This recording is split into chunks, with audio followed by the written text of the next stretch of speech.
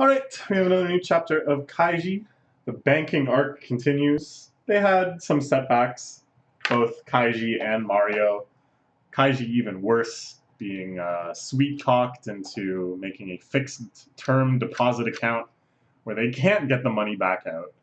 But for that error, it was only a small amount of their money. And there's so much money to deposit still. And now it seems like we're kind of into the swing of things. Kaiji has suddenly become the owner of a vast fortune. He now spends day to day visiting one bank after the other. This is the narration at the start, which normally provides like a very straightforward, we already knew that summary of everything happening, but now seems to be suggesting that time has advanced a bit since the last chapter. That this plan of deposits at different branches, setting up new accounts and stuff has become quite routine. So here, Kaiji again, having recognized what caused the initial disorder and getting past the first time and learning from his mistakes, he is now okay. He is now assured. So here he's dressing quite fashionably, I would say. You know, he's got normal, clean clothing on. Looks like some brand names, perhaps. Again, I'm very curious of the full contents of these t-shirts. And some nice new sneakers, too. Clamshell toe. Not bad. Fresh jeans, not beaten up.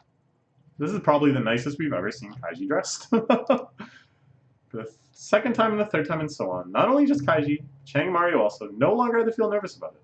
If someone like Kaiji were to deposit a large quantity of cash, the bank would not respond to them particularly.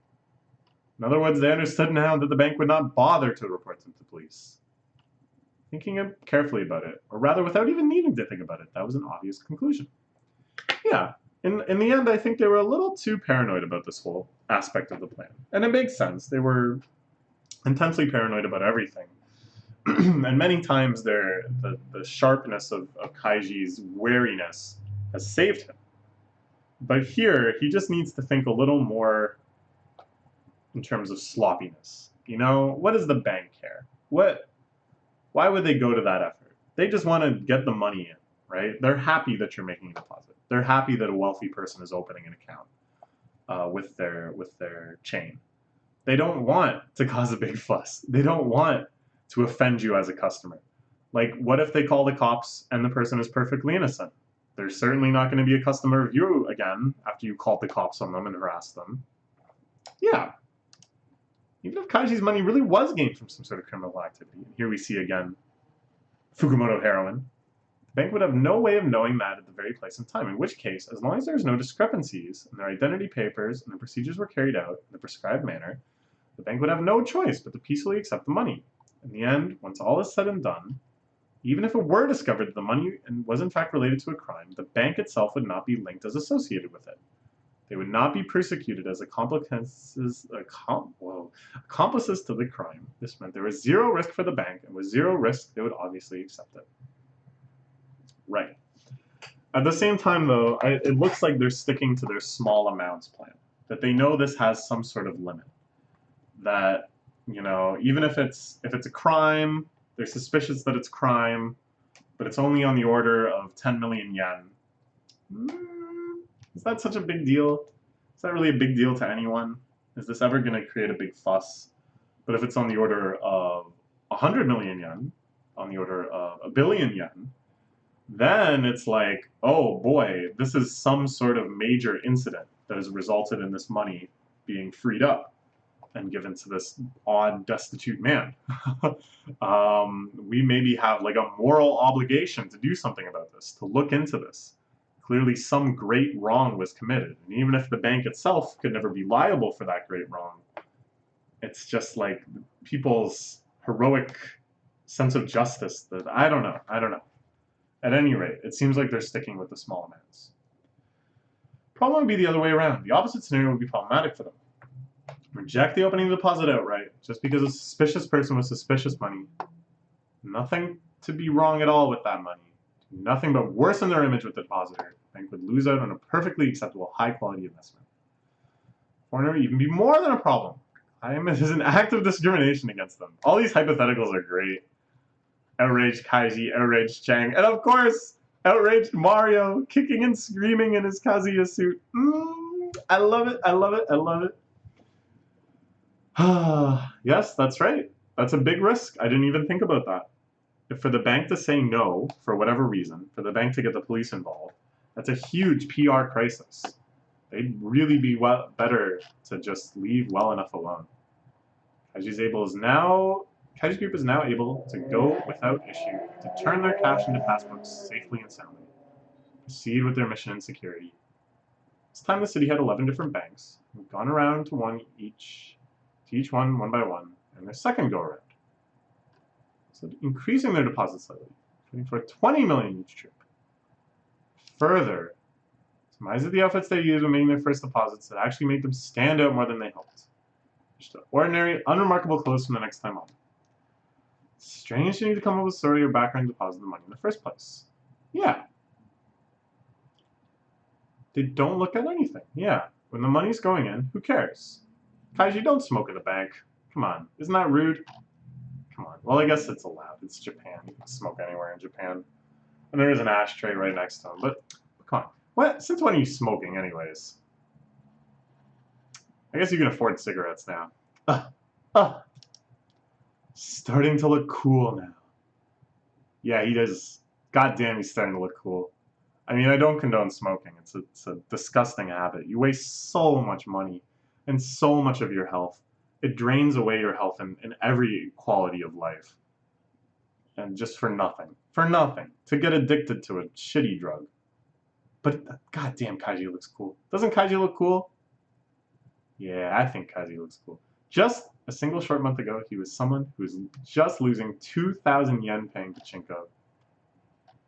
Oh, someone who just, would be enough to make him cry. This Kaiji and that Kaiji. He used to be so moe. But now, he's cool. Don't even look like the same person now. You see the slight importance about him. A feeling of calmness. Confidence. Kaiji's so cool.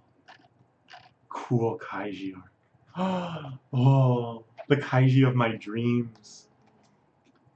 Not the moe dreams where I'm to protect Kaiji, but now Kaiji protecting me. They're so annoying. They try to rope you into anything. Right away. I'm not thinking of anything but a normal account. Sorry. Slip by saying that. Kaiji's gotten used to banks. Scraping through banks deposits before he knew it. Going so well, he began to slightly, or to be accurate, to rather greatly sense a feeling of unease in the air. Ooh. So this is Kaiji's kind of gambling instincts kicking in. That he knows it's always a problem if he ever gets too sure of himself. You know, this was such a major thing during One Poker. I still remember when he talks about he felt like he was floating. For just an instant, he felt like he was just floating in space, and he knew that in that moment he had lost it. That he had lost the edge that had carried him to that point. And now anything could happen to him. Alright, guess number 32. That's Kaiji. No good will come of acting on such hunches. Without paying attention to it, he goes through with it again. I've said it before, and I'll say it again. The good luck is always followed by bad luck.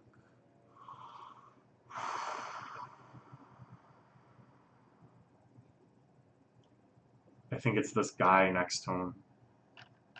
Because he was in like 3 shots beforehand. When they're talking about Kaiji's coolness, his calmness, his confidence. There's always this guy.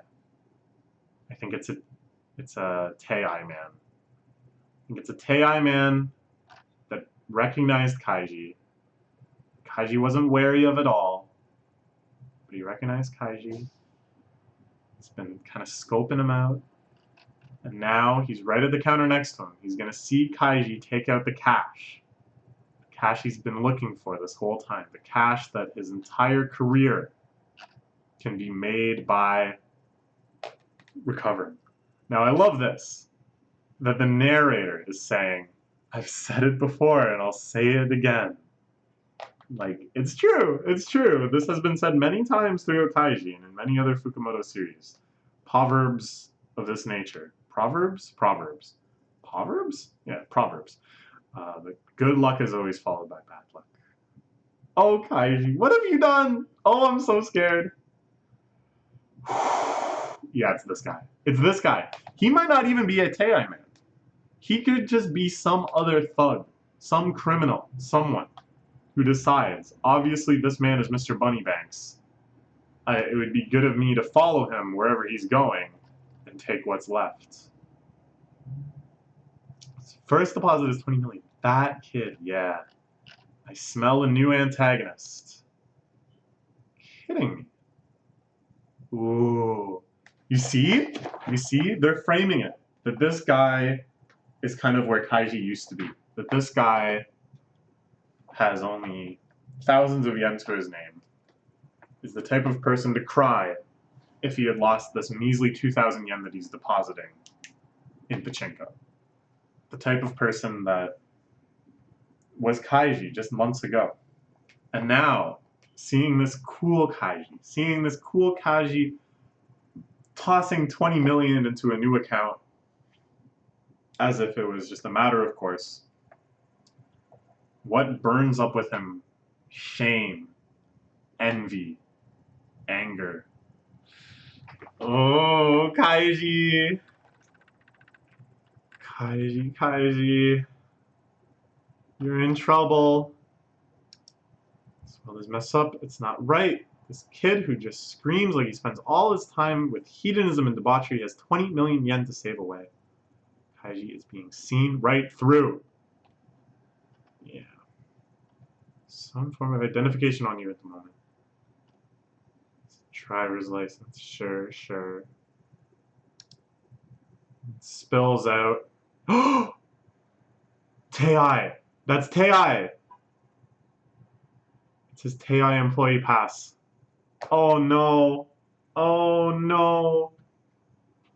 Specifically, it says Tei-kun, which is really weird. So maybe he's not a Tei employee. I think if he's so destitute and stuff, he's unlikely to be. But this means, I think, that he's a Tei debtor. That he owes money to Tei. Card for one of the places I've seen. Tei-kun, unmanned contract machine. So yeah, he owes money to Tei. Oh boy. Okay, at least Kaiji saw. Kaiji, that bad feeling he's had, it's like suddenly it kicks down the door to his conscious mind. It's like, I'm in charge here now. and I'm sure Kaiji in the next page will have snapped into gambling mode, snapped into that steel-eyed, analytical, determined. I hope so. I hope he doesn't just panic. It could go so poorly if he panics now. This is the calmly to finish depositing his money. Is it raining?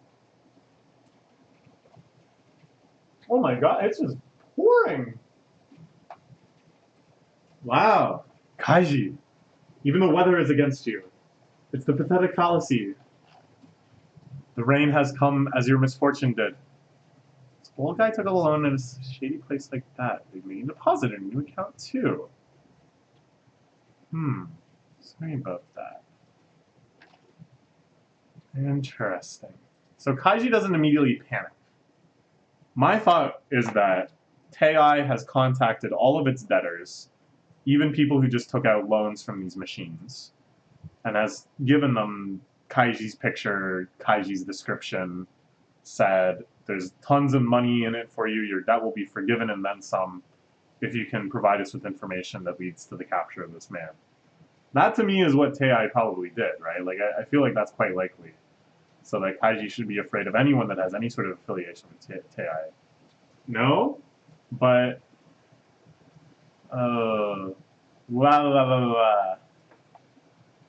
Okay. People each have their own set of circumstances. This man, Nakasaka, was divorced from his wife. He now sends child support payments automatically each month through his bank account. He has this account that makes payments on the money he earns from the cleaning jobs he works during the day. However, he'll be starting a new job tonight at a certain store, a chain of izakaya bars, 3 nights, days a week. He has to come up with a new account, which he puts the pay he receives from this job. Okay.